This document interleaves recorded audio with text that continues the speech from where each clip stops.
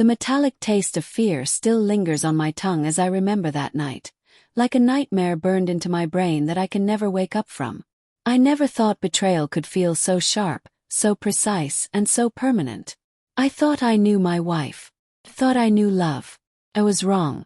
It started like any other Thursday evening. I came home early from work because the city had been drenched in rain all day, and my bones ached from sitting at a desk for 12 hours. The apartment was unusually quiet, the kind of quiet that immediately sets off alarms in the back of your mind.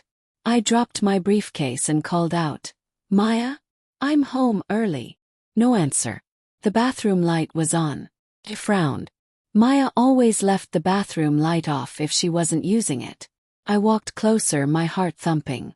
The moment I opened the door, the smell hit me first. Perfume, too strong, too foreign. And then I saw them. She was there. My wife, Maya. And another man. Stranger. They were on the bathroom floor, my bath mat soaked in water. And then he saw me. Before I could speak, he lunged. The first knife cut across my chest like fire. Pain exploded through me and I stumbled back. My vision blurred. I remember thinking, this isn't real, this can't be real, as he stabbed me again. Once, twice, and again. 17 times. 17 times.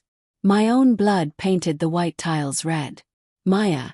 She didn't stop him. She didn't scream. She laughed. A sound so chilling that even now it echoes in my head. She was holding her phone, snapping photos of me while I bled, while I tried to curl into myself to survive. She wasn't crying. She wasn't pleading. She was entertained. I fell into the bathtub, the warm water mingling with my blood. My lungs burned, my chest heaved, and I thought, this is it. This is the end. But even in that moment, some stubborn part of me refused to die. I remember hearing the door click as they left, my apartment silent except for the drip of water and the pounding of my heart. I was alone. Completely alone. And betrayed by the one person I had trusted with everything. I don't remember how long I lay there. Hours maybe. Pain racked my body, but somehow instinct took over. I dragged myself to the phone. My fingers were trembling, my skin slick with blood and water. I dialed 911. I tried to speak, but my voice was broken, splintered by fear and agony. "Help me," I managed to croak, and someone did answer. The hospital was a haze. Painkillers, stitches, monitors beeping. Faces blurred in my memory. They told me I was lucky to be alive. Lucky. And somewhere in the back of my mind, I knew luck had nothing to do with it. I had survived because they had left me for dead, careless, thinking I wouldn't crawl out of that bathtub. When I got out, the apartment was sealed off by police. Maya had vanished and the man, if you could call him that, was gone too. I asked about the photos. The police avoided my eyes, their silence louder than any words. I knew then what I had suspected in the first moments of shock. She had documented my suffering.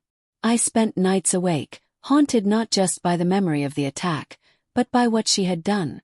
Every laugh, every cruel snapshot, every betrayal, it replayed over and over.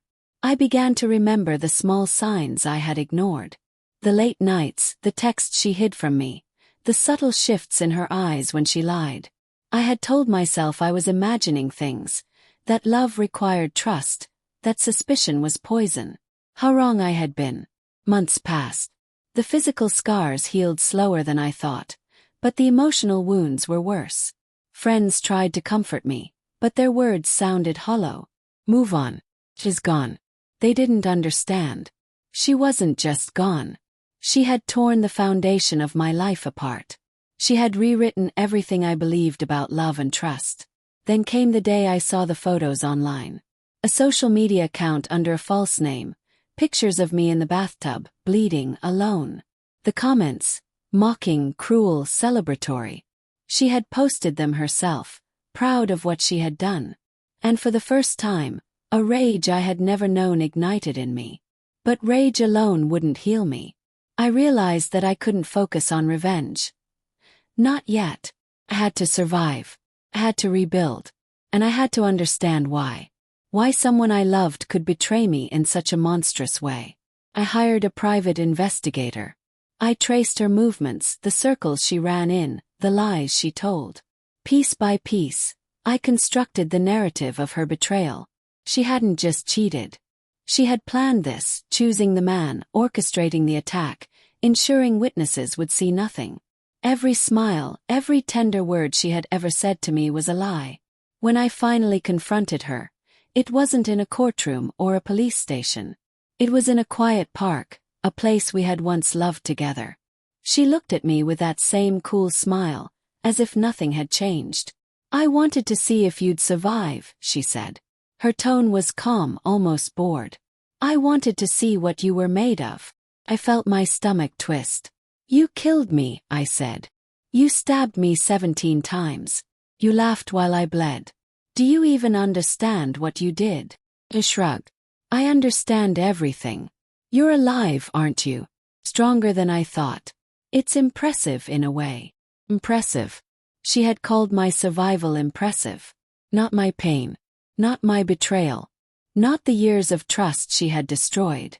Just impressive. I walked away. I didn't need her approval, her apology, her explanation. I needed freedom. And that day, as I left her behind, I realized that survival was more than staying alive.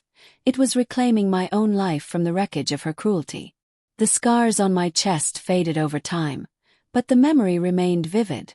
I learned to sleep again, to trust slowly, to love cautiously. And yet, every now and then, in a quiet moment, I hear that laugh echoing in my head. I see those photos. I remember the bathtub.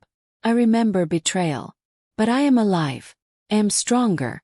And I will never let anyone convince me that my pain is insignificant. I will carry it, yes, but as proof that I survived the unthinkable. And maybe, just maybe, that is enough.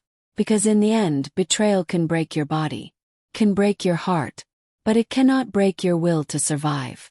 And as I walk through life, I remind myself every day, I am not the man she thought I would be. Do more. If you want, I can also rewrite this story to make it even more cinematic and suspense-driven, with intense flashbacks and the moments leading up to the betrayal stretched out for maximum emotional tension. Could read almost like a thriller novel. Do you want me to do that version too?